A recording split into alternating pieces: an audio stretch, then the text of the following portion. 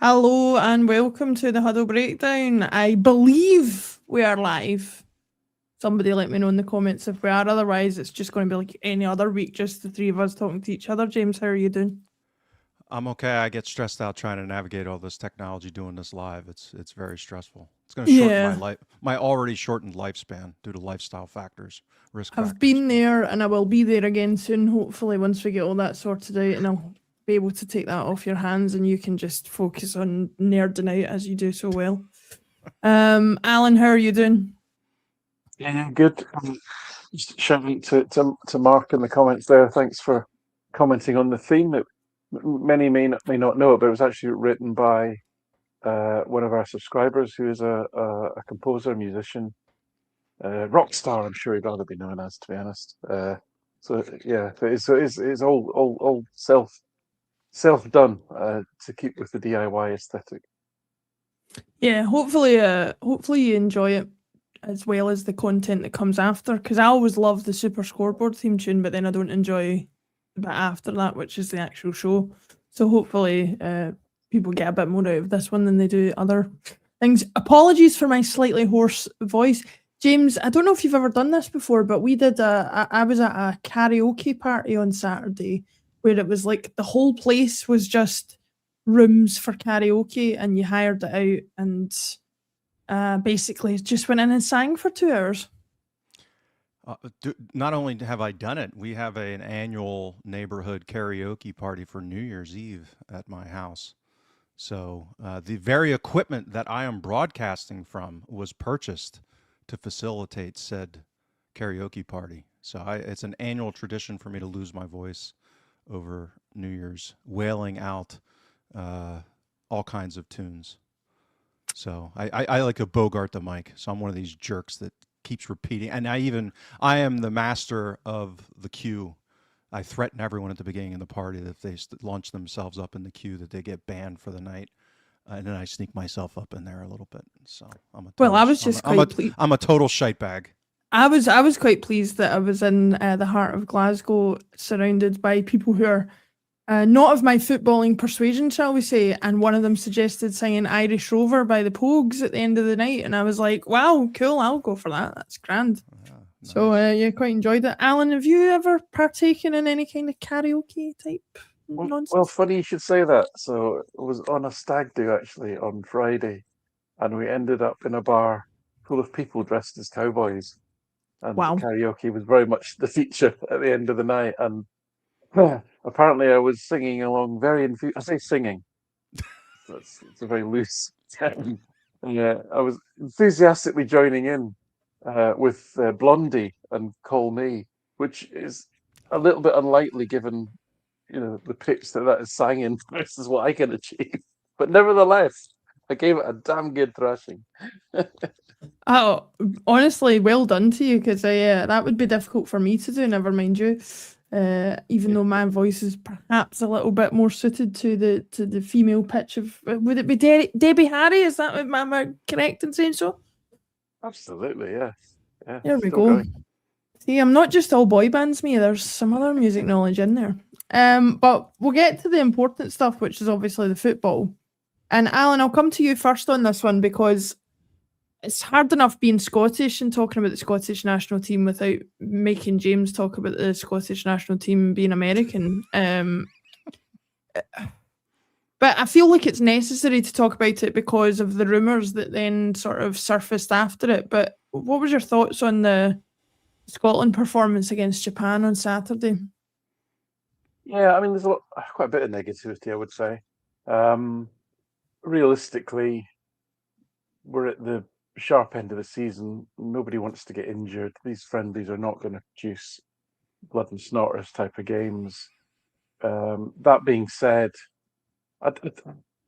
for me, Steve Clark, his big selling point is being able to come up with game plans against better teams. And Japan are clearly a far superior squad of players to Scotland's. I mean, the technical ability of them, the movement, the speed, the first touch, etc., was levels above what Scotland can achieve. Therefore, what I'd like to have seen is a game plan that specifically addressed playing that team. but it just seemed a bit aimless and just getting the ball out of dangerous areas, really, a bit like how Celtic have been playing, funnily enough, rather than any sort of concerted game plan to specifically counter that opponent. If they, because I think they set up with 3 at the back, therefore there must have been spaces out wide that if you hit the ball into specific channels and position people accordingly, you could potentially get out. And we didn't even seem to do that. So I think that was disappointing. And actually, for all the Denmark game was clearly just an incredible night at the end of it. For the best part of 70 odd minutes, Scotland were absolutely battered and had no answer to getting out. And we're just clinging on to a 1-goal lead. And again, if Scotland are going to prosper, they need to have a game plan against better teams, because virtually every team that they come up against will probably be technically better than them. So I'm still a bit. I still think Clark could do more. I think with that squad of players, I think there's a little bit of a feeling that maybe they're better than what's being shown. I'm not too sure about that. It is an aging squad, and there's not a lot of young players coming up behind the established ones. Yes, I think he's very loyal to those that are tried and trusted, if you like. I mean, in the striker area, if you were looking at not who's done well for me in the past, but saying, well, who's doing well today, you'd look at, the player who's playing at the highest level and doing well as a striker is Ollie Burke at Union Berlin. And it's probably the second striker who's most in form and doing well is McBurney at Hull, who's, I think, having a great season there. So wouldn't they be worth, given the paucity of striking talent, wouldn't they be worth a shout? And why not try somebody like Craig Halkett, who's had a great season at Hearts, and again, centre half is an area of such a poor set of players to choose from, really. So I think he could do more to spread his wings in terms of player selection, and he could definitely do more, I think, in terms of being the Steve Clarke he was at Kilmarnock, finding ways to be really annoying to other teams and stopping them from playing. That's the only way Scotland are ever going to flourish at international level. Yeah, I mean, I could teach Steve Clarke some ways to be really annoying. It might not have anything to do with football, but I can definitely annoy people. Thank you, everybody, for watching and commenting. I can see everybody's comments coming in. We are still trying to figure out exactly how we're going to work these going forward. So if we aren't able to bring up your comments, then I do apologise, but we will try and sort of read out any questions or comments that you've got that are relevant to the discussion. So thank you for watching.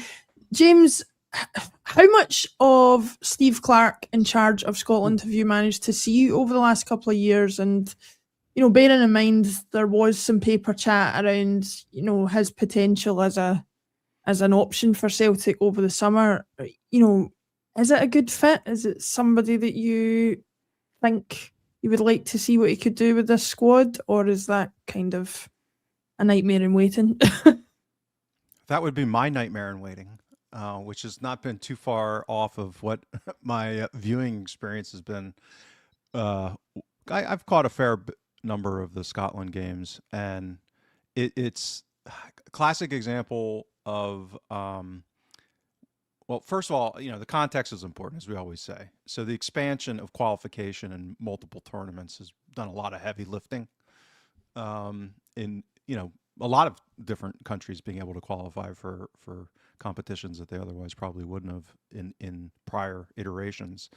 And then just, we talk about it all the time, having good luck or good randomness. And, Scotland pulled out a number of results. And some of that it just has to do with, guys doing overhead kicks and, just amazing individual feats of brilliance.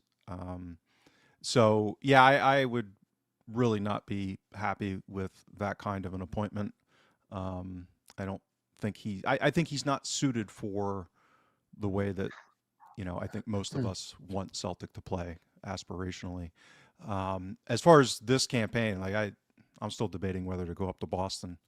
Probably not to go to a game because I refuse to get fleeced unless I can get a last minute cheap ticket, but I might just go up for the fun, shall we say, the cultural experience. But I Just think head up and get a Alan, lobster roll. That's worth yeah, it well, for that alone. I might. But Alan's shout on Ollie Burke, I think, is a perfect example of we've been talking about, we haven't really sorted out what the game plan is at Celtic in recent weeks and couple months. I can't really figure out what Scotland is trying to do generally. I mean, against Morocco and particularly against Brazil, they're going to have to counterattack. So other than Ben Doak, and God, I mean, I hope he's fit for the sake of Scotland, who else is going to run in behind? Like, there's no pace to speak of. How do you counterattack against, good teams with some elite speed in their squads? And that is Burke. I mean, Burke would bring elite counterattacking speed. Now he might fluff it. He might pull a Maeda when he gets in one-on-one or something, but that's something that they're sorely lacking. And so just lumping the ball forward and hoping you're going to hold it up against Brazil, what are you, high? I mean, it's not going to happen. So I haven't really ascertained what it is that they're trying to do regularly, other than just rely on individual brilliance, which again is not what he did at Kilmarnock, because he didn't really have individual brilliance. It was more so resolute, good defending, and some counterattacking. So I think that's where he's better aligned in that kind of a situation.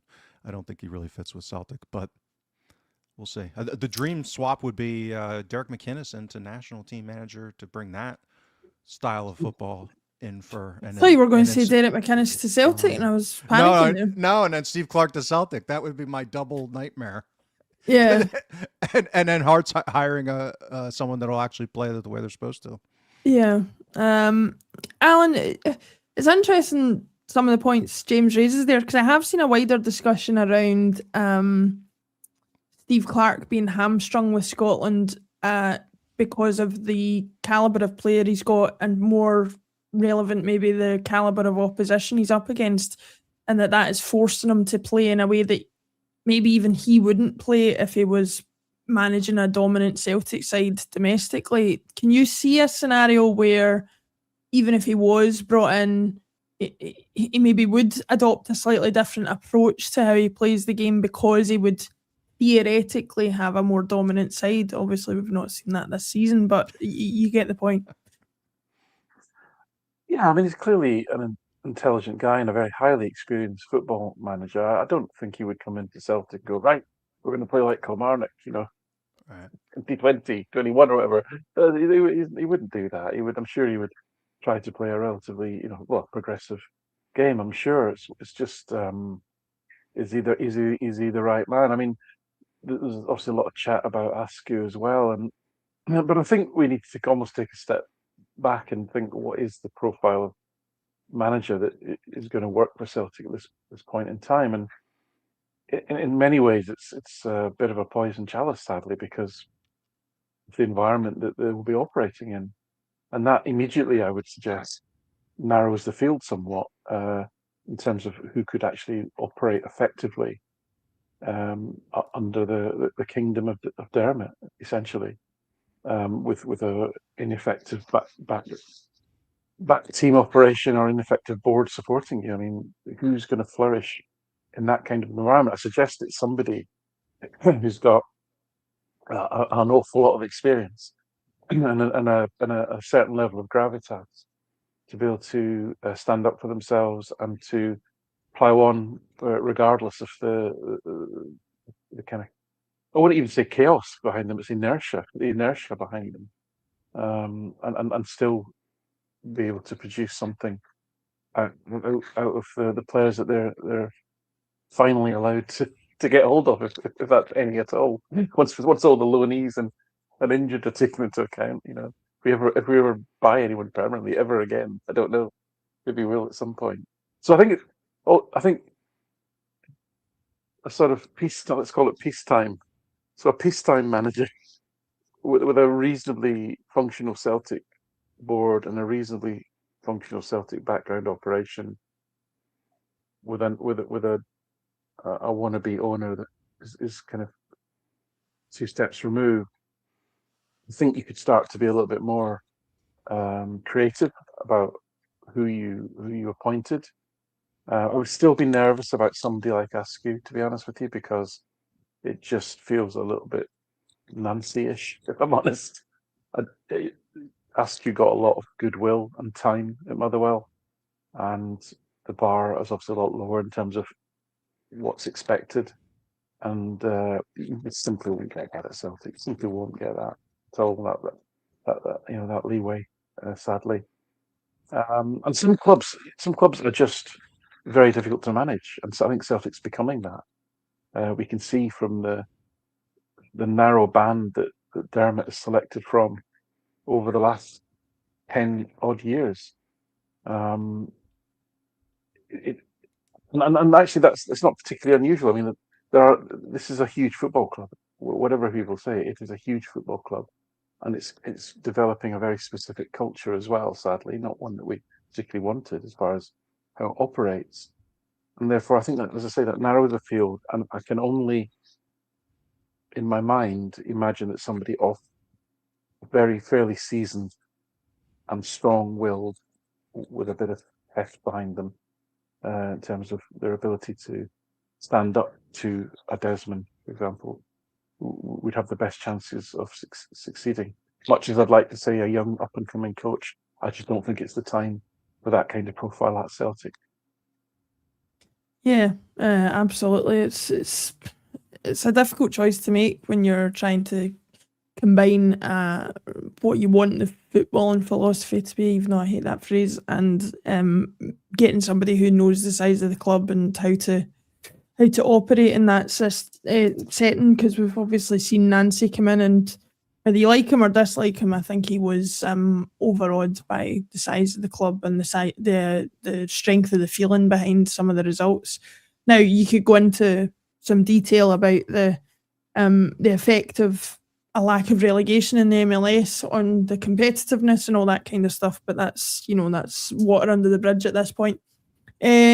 Some comments coming in. Bobby G, oops, was loading the dishwasher and forgot that we're going live. Two things. Thank you for remembering, and also I hope you got the dishwasher loaded. Mark Nugent and Shugster67. I'm going to come over all Peter Lawwell here and say behave yourselves, because yeah.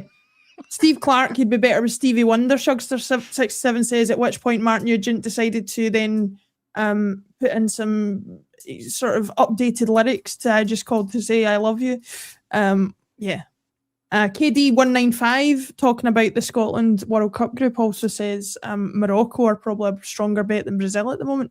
Am I right in thinking they were semi-finalists in Qatar, weren't they? So, yeah. Or something like that. They did. Morocco are vaguely terrifying. I think it could be a real bad watch. I'd fancy a chance of scraping a point against Brazil, possibly, but not Morocco. No chance. And Shawnee boy, I'm not even going to entertain that comment with the ... of Bruni sacked by Ayr United today. Please God, no, is all I'm going to say to that. But the thought did cross my mind when I saw the news. Speaking of which, Alan's brought up the Motherwell manager. We've talked about Stevie Clark and whether he might or might not be the right choice. I guess the question remains, James, what are we looking for in the next guy? Is there anybody out there that fits what we would be looking for? I've seen some people in the comments talking about Robbie Keane. I've got to confess, I've not seen enough of Ferencváros this season to comment on whether I think the style of play would be something that I would look forward to. What are your thoughts in terms of A, what kind of style we're looking for, and B, whether there's anybody out there that sort of exhibits it?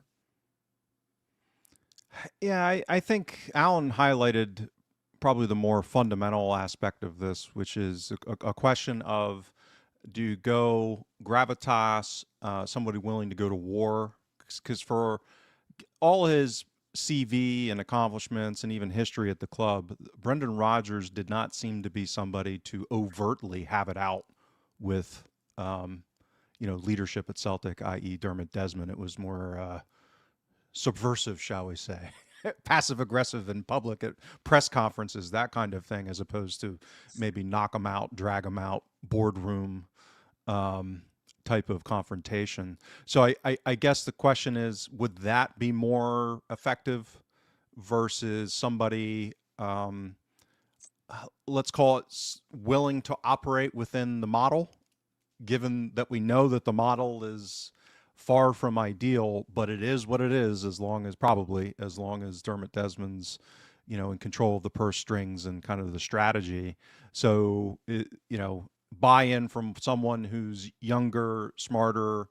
I'm not saying one way or the other. I'm just kind of framing it as those are kind of the two choices, I think, is if you can find someone who can persuade Desmond either through, confrontation or just willpower, or someone younger that's able to maybe, operate within the constraints, and that would require, and Ange was such an aberration because he kind of fit in between those two, but he had that issue. It's timely with the game against Japan by Scotland, and I went through the FOTMOB lineup of Japan, and just to look at where all the guys are playing from Japan, and it's like, man, they got a lot of guys at top clubs, and then it's like, maybe our cherry picking of Japan, we caught it just the right time, just getting that second tier player like we did, that were still very good, but that we could afford. And I'll never get attract. over the fact that Ange let slip that he tried to get Matoma for I us. know. I mean, I know. that's heartbreaking. That's a real sliding doors moment. Yeah. So that's, that probably his window has closed. So is there another Japan where we would have a manager that would have, access to talent at a price range that we can afford and that we can attract? That's the dual-edged sword. Or someone who's willing to work with some kind of head of recruitment that's, work it out again, that's going to operate with the Desmond factor known and tolerable for those people. And I think that's really the limiting factor, because if you're ambitious and you're young or just successful, I mean, if you're someone who's done really well at another club, who wants to come to Celtic and deal with this,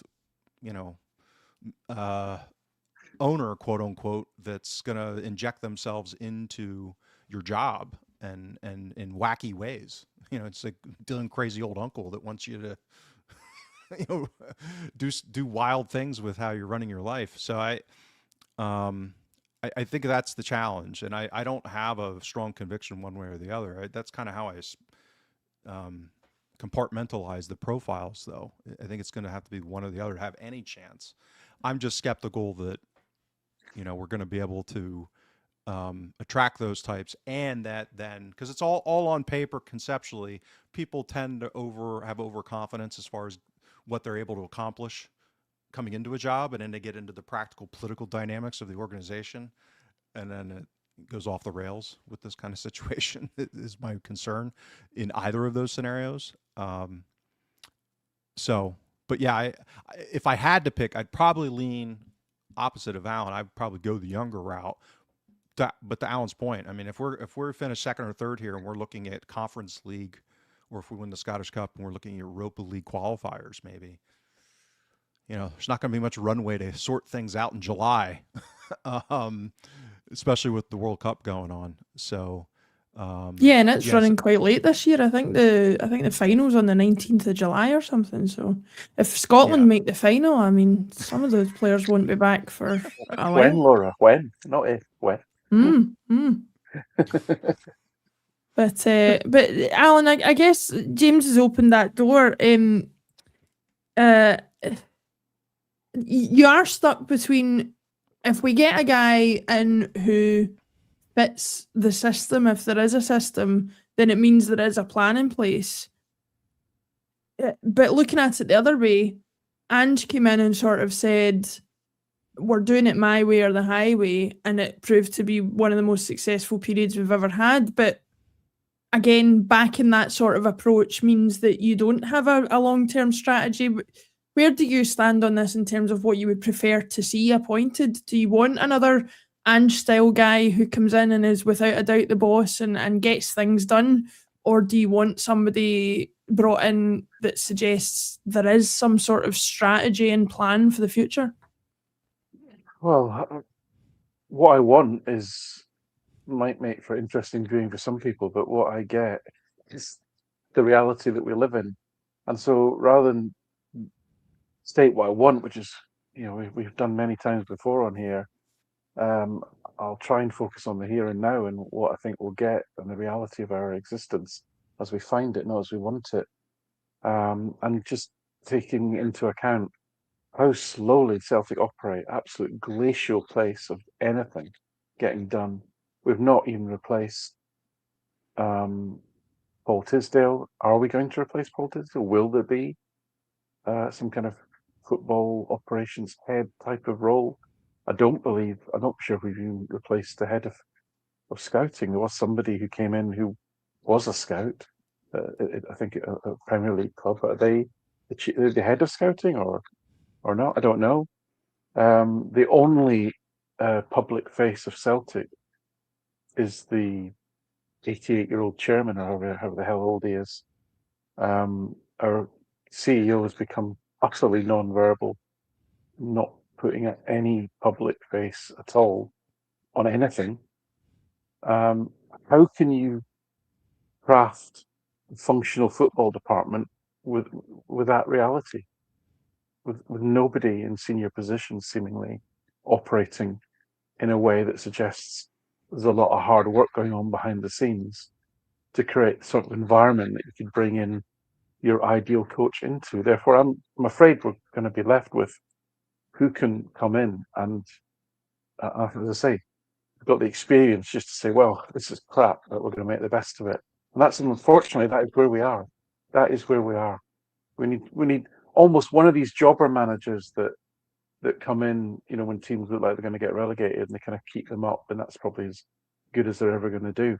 You almost want the right who can just steady the ship, to use a boring cliche, but that's kind of where we are. It's so dysfunctional at the moment.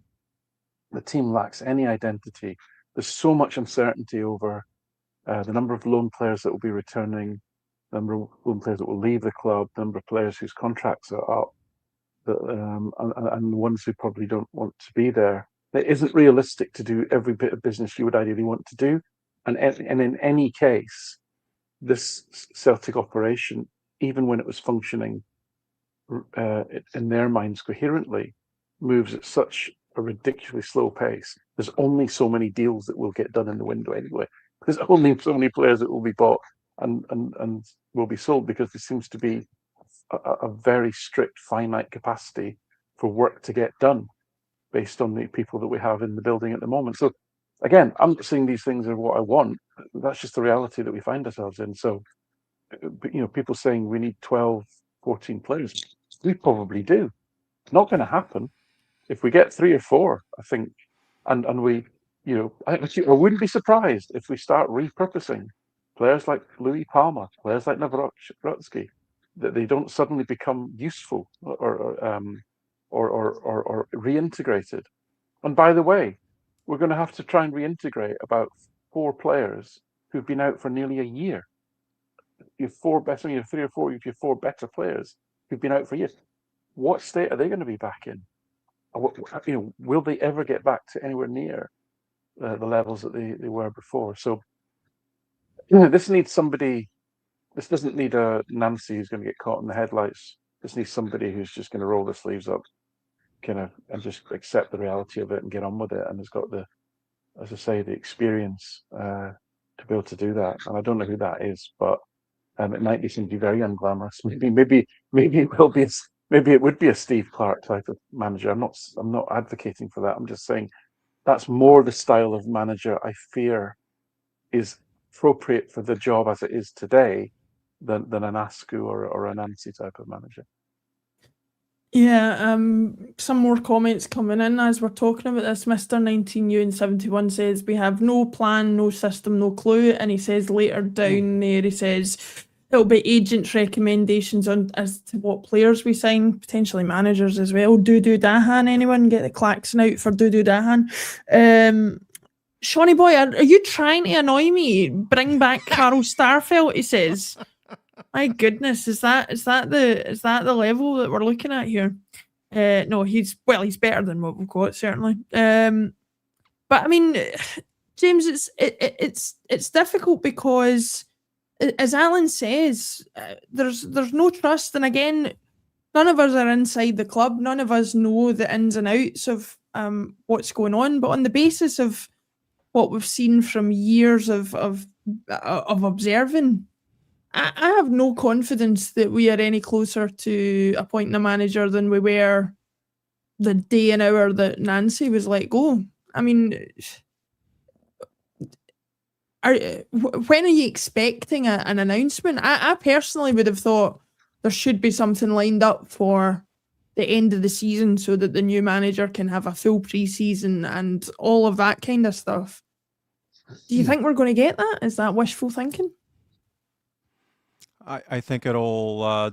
I think that the Nancy appointment was an aberration in the sense that it appeared to be a Paul Tisdale decision that was signed off on by Dermot Desmond for whatever reason, whatever the dynamics that went on there. That's my read of the situation. I might be wrong. That's different situation than what the prior appointments had been.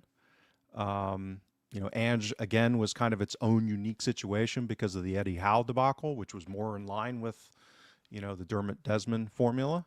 I suspect, given the you-know-what that the club has dealt with, the blowback of the Nancy and Tisdale debacle, that I could see, we always talk about people under stress reverting to their priors.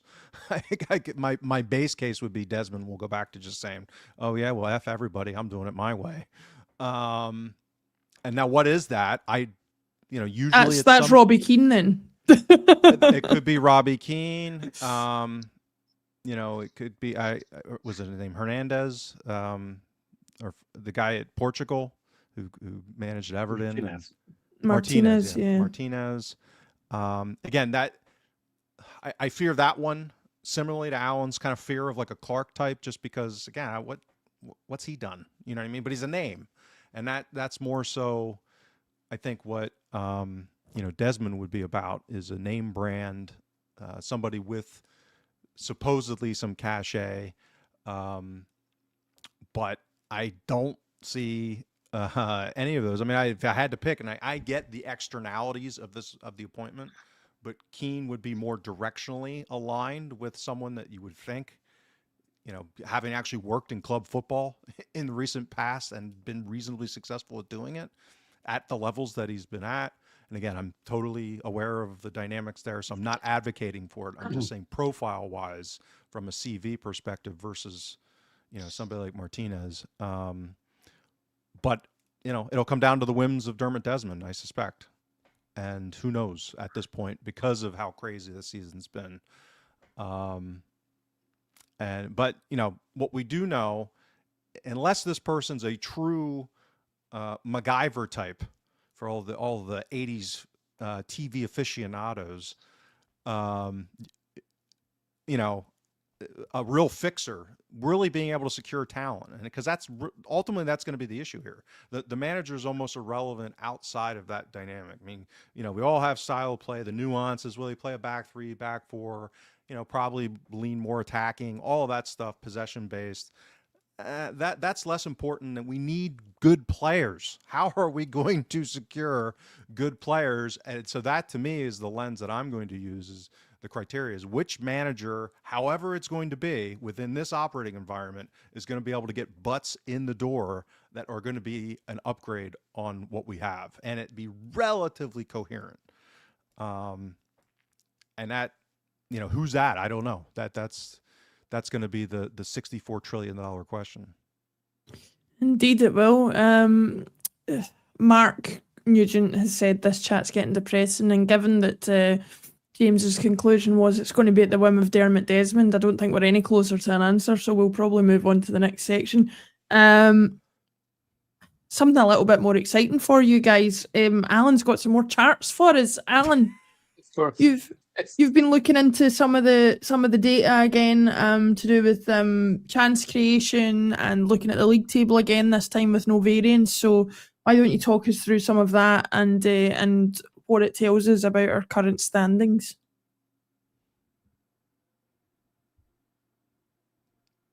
You there, Alan?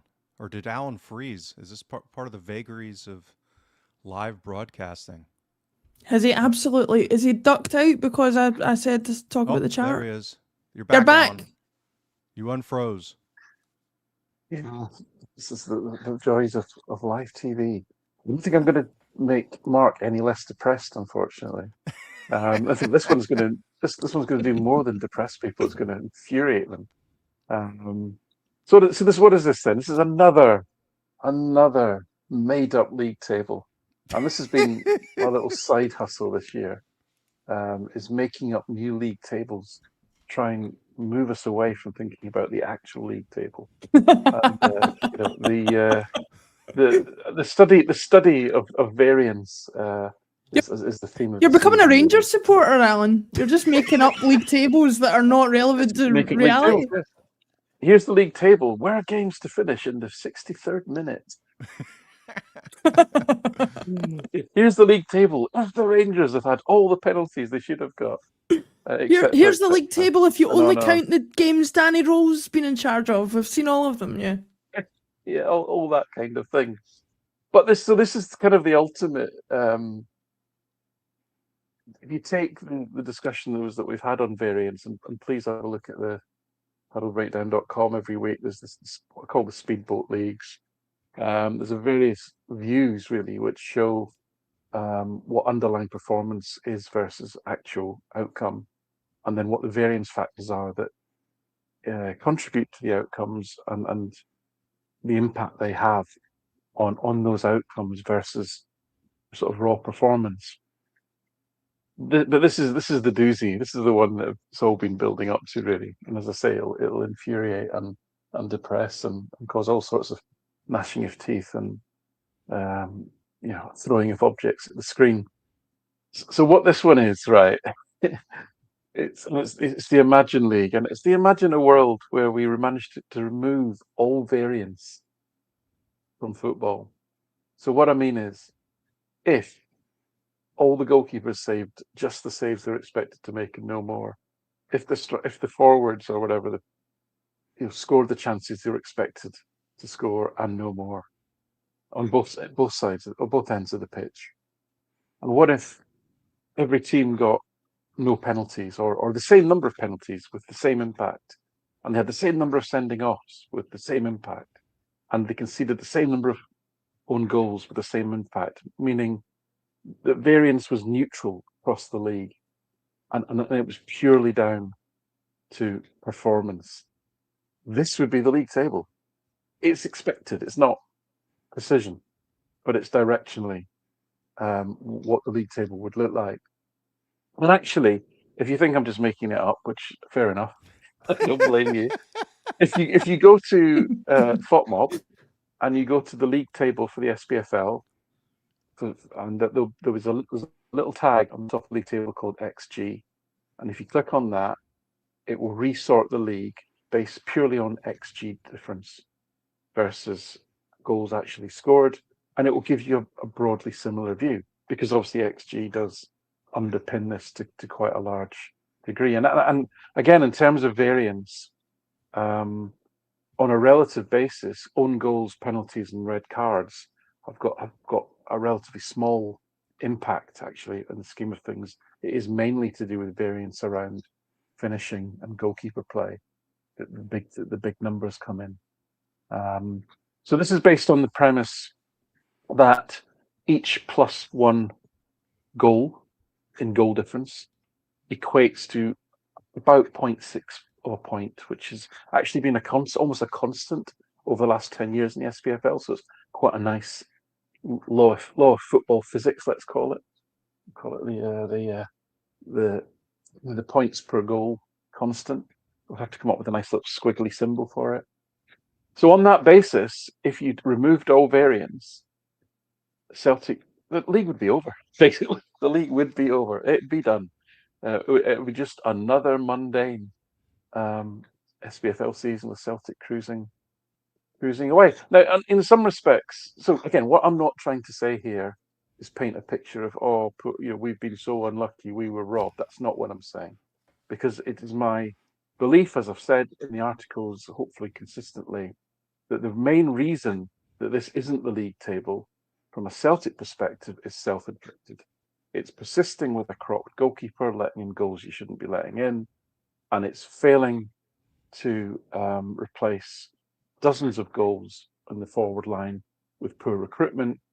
And then even when you do recruit players in the winter, the one that was doing the best and posting the numbers, you send them to Bolton.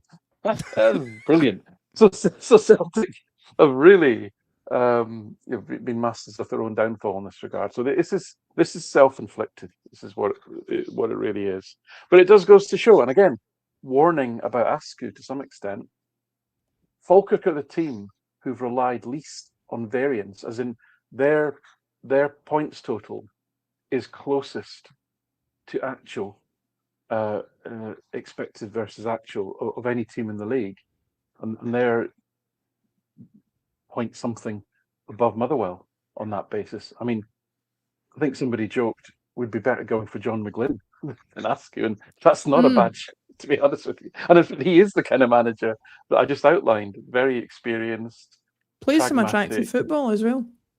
He does play attractive football, but he'll deal with what he's got in front of him, not what he's not like an Antonio Conte. He's always 6 players short of what he says he needs. Derek McInnes's performances again, I think, put into sharp relief here. And little Danny Boy's been doing all right. He recovered well after Russell Martin, but probably not quite the messiah that he may well be painted elsewhere. St Mirren, again, weren't doing as bad as some people thought. Aberdeen, oh my goodness, it's been a disaster. But yeah, Celtic are the outlier, massive outlier here. I mean, St Mirren, Celtic are probably, and Hearts and Motherwell are the 4 teams who are at either end of the spectrum when it comes to the gulf of the gap between expected performance and actual performance. Hearts and Motherwell, positive variance. St Mirren and Celtic, negative variance. But the other slightly more positive aspect of this is, I come back to, this wouldn't take too much to fix. It really wouldn't. There's still an intrinsic gap here between Celtic and the rest of the league. If all the injured players weren't injured, etc., if there was at least a couple of transfer windows, we were just competent. I'm not even saying exceptional, just competent. If we didn't have a goalkeeper who was throwing the ball in the back of the net. all that, if the club didn't absolutely despise every single one of us, all these things would. If it was just like a sort of kind of contempt that we could all live with, which is kind of the default for most football clubs, it wouldn't take that much for Celtic to get back on top, as I say. So I suppose that's the positive spin to be taken from this view. But as I say, I want to reiterate, this isn't a view that I've concocted to say how unlucky Celtic have been. It's more a damning comment on what the cost of the incompetence has been, because that's really why this view is so removed from actual outcomes. But this is what it should have been, all things being equal. Yeah, Michael Gray says in the comments that obviously the potential 15-point gap that you see there does look very steep, especially when you consider the difference between that and the rolling 6-game XG difference tables that you've shown us the past few weeks, Alan. But obviously the XG table that you've shown us before includes more of that variance, if I'm right in saying. So that sort of maybe accounts for some of the difference between what one and the other sort of shows. I have to say, the Imagine title at the top does make me think of that famous John Lennon lyric, "Imagine there's no Rangers, it's easy if you try." But anyway, that one was for Scott in the comments. Yes. James, I guess all of this points back to the fact that, as Alan says, if we didn't have the injuries, if we didn't have the goalkeeper situation that we have. If we had strikers who were more adept at taking their chances, because we really don't have one that's able to do that with any great consistency, then perhaps we would be in a much better position. I guess what I'm trying to say is this season been as dire as it has appeared on paper? Like, are we that far away from a few of those players coming back from injury, getting a goal scorer who actually puts the ball in the back of the net? Could things be looking very different with very little change over the summer? I think assuming if the competitive dynamics remain static, then I would say yes. Meaning that if Hearts kind of stay similar to where they're at now and Rangers kind of, stay similar to where they've been under Roll's tenure, then I'd say, yeah, it would not be a tall task to get back into, what Alan's table reflected. And I think, I actually, Alan and I haven't had a chance to talk about this yet. So what Alan has been developing with the Speedboat League in this latest iteration, the Imagine table, and he's far more skilled at this, is basically laying out in a way that I can't do what my dopey expected trophies framework has been, which is if you look at that table, it basically reflects the relative wage bill structure of the league, and the teams that are materially moved away from where they slot in, like Falkirk, like Motherwell, those are the ones that are actually overperforming. And the ability to attribute what is actual performance and what's just variance, what's just randomness. Dare I say the Venn diagram philosophy from Wilfred Nancy. What is actually under the control of players and coaches versus just this is football. This is the randomness that swings around. And I think oftentimes what happens, what's predominant throughout the culture of football, is that misattribution, randomness, like at what's going on at Hearts this season.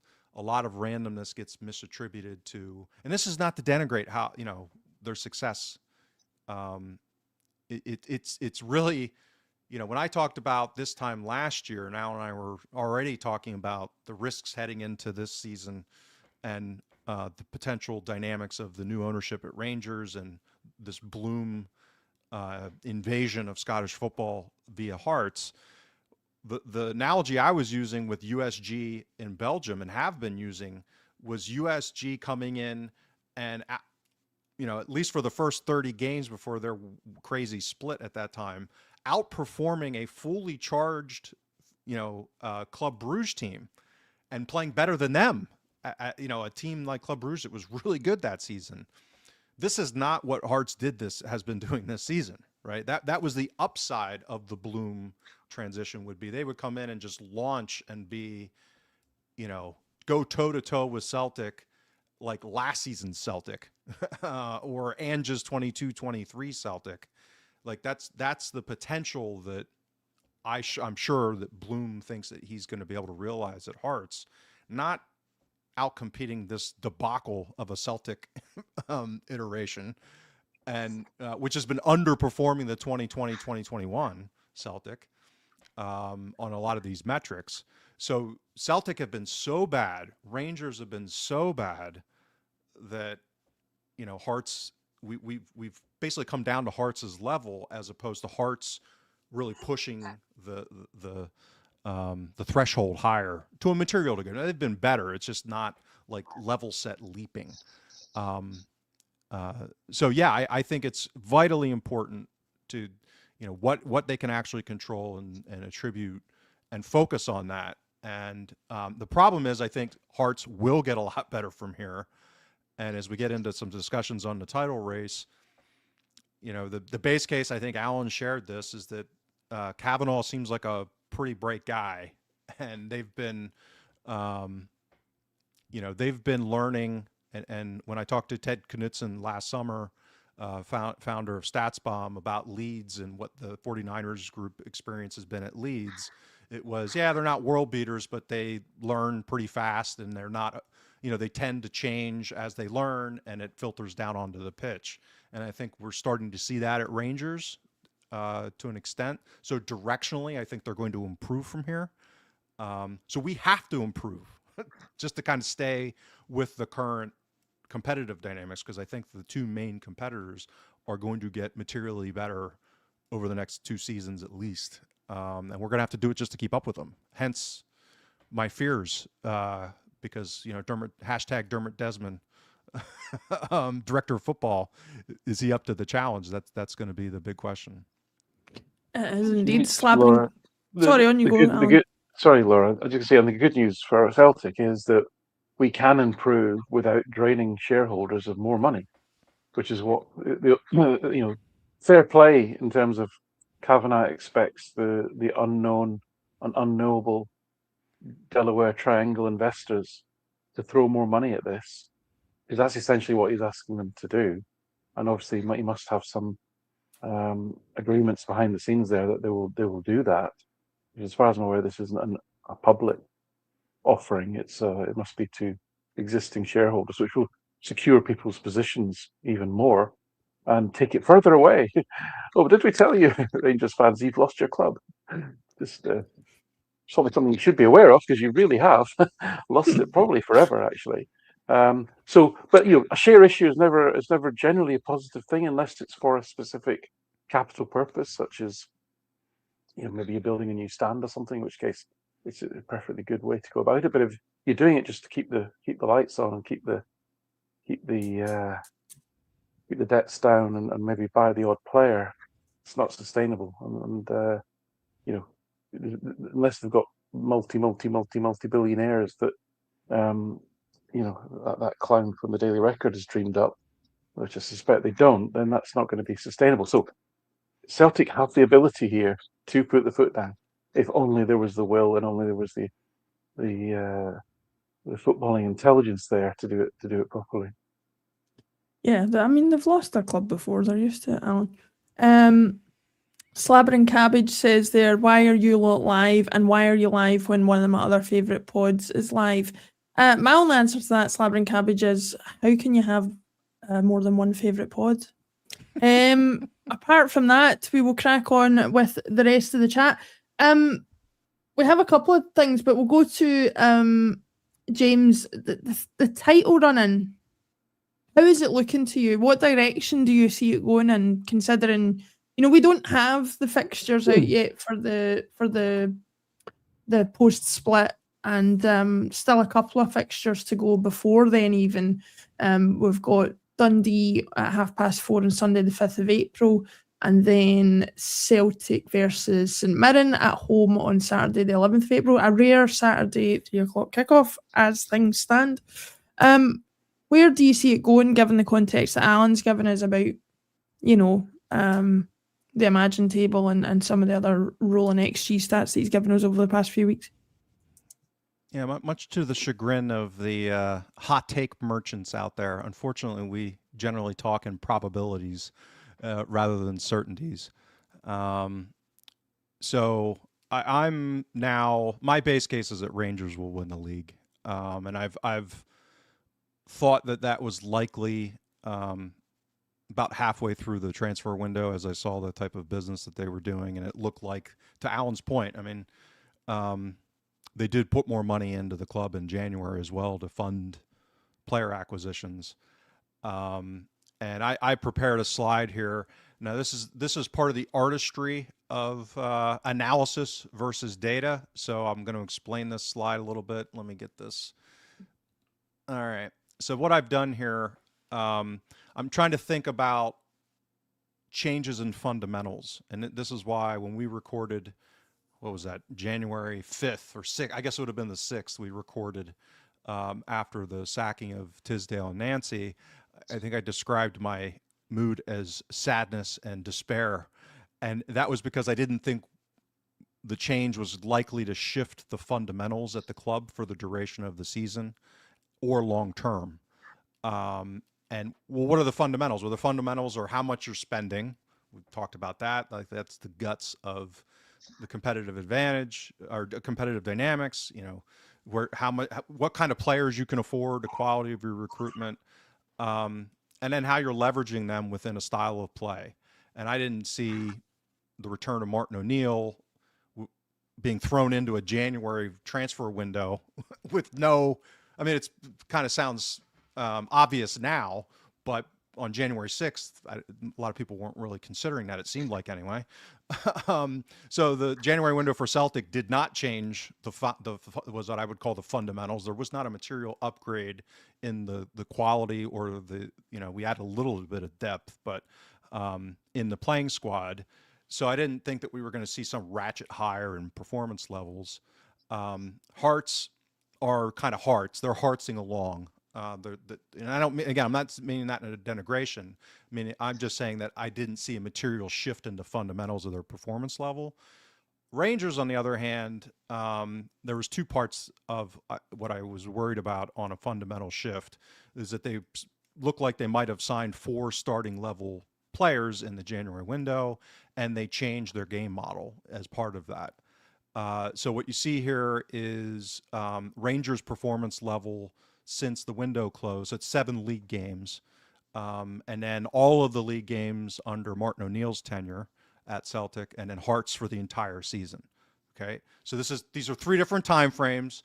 I'm using this as a tool to say that I think Rangers are already they've already kind of caught us on an underlying performance basis of the iteration that they currently have with the new signings, and them playing this 4-2-2-2-2, or I'm gonna add an extra 2 in there, but 3 2s after a 4. And I think because it's a relatively new game model and they're playing once a week now, and assuming that Danny Roll's at least a functional coach, which I think is a reasonable theory or base case, is that they're going to get better at playing this way over time. They'll probably improve as they ascend the learning curve of playing this new game model. Now, this is all underlying non-penalty XG and for and against and then difference for the people who just end up just listening to this rather than watching it. But what it shows is that, Rangers have they're in the neighborhood of caught us and maybe even started to move ahead over this 7-game sample. And good to remind that over those 7 games, they were away to Motherwell, and played Hearts and Celtic at home in that 7-game sample.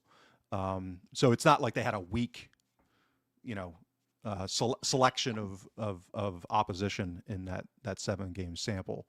So that's why I think they're favorites, even accounting for the 3-point deficit. They play obviously Hearts. I think they're at Tynecastle for that game. But they also have the goal difference. So it's, they're literally more like 2 points behind, assuming that they're able to keep that goal difference, which is pretty significant, I think. So that's kind of my thinking at this point. To Alan's point, though, and we've talked about this in recent shows, this is when you're down to 7 games, the clustering of randomness can be extreme. And this is why I don't rule Hearts out at all. I mentioned this last week. Lawrence Shankland could score 4 or 5 screamers, top shelving. He has that in him. He's done that regularly in the past. Well, just to put it out there, James, I'm looking at it just now. So we're on 61 points, Rangers are on 63, and Hearts are on 66. That means theoretically that for either us or Rangers to win, one of us needs to win 2 more games than Hearts out of the last 7. Well, no, Rangers only need to win 1 more. Well, Rangers need to win with the 1 goal more difference, right? So that's why I think they have the advantage. Yeah, I just don't see, with the inconsistency of all 3 teams, there being that wide of a gap between any of them come the end of the season in terms of like a point swing. That just doesn't seem to. Yeah, so that's where there's some artistry in my analysis. I think I'm starting to see stabilization emerge in how Rangers are playing, and with when you have more consistency, and this is why I'm most concerned about Celtic, is because our performances have been more random. And I don't mean randomness in the sense of what we talk about on here. Wrong word.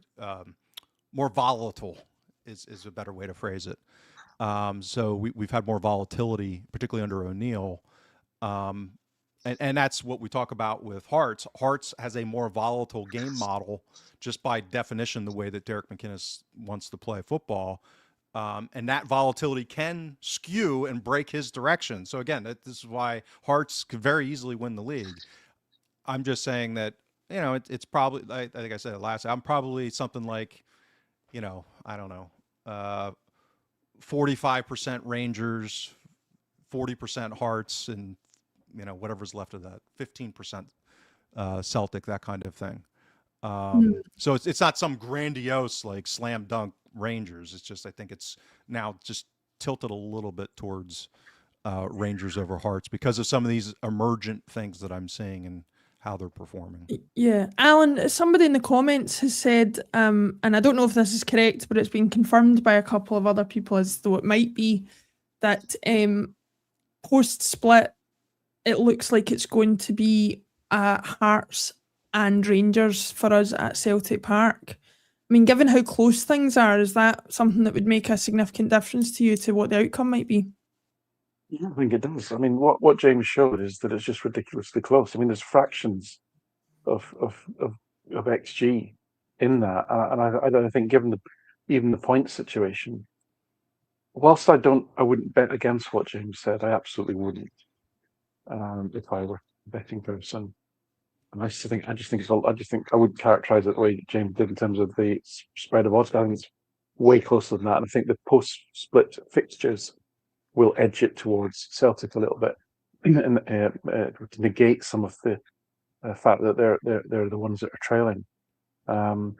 You can't overestimate how positive it was in terms of, again, from a variance randomness perspective, that the Rangers had to play St Mirren and then Aberdeen the last 2 weeks, and those two wins have been manifest as momentum and as they're really getting it together. Yeah. You actually saw the games. It was kind of not quite that. Aberdeen were appallingly bad at under a new manager who had already decided he didn't like half the players in the team and needs to change them all, and I told them that. So that was a great start.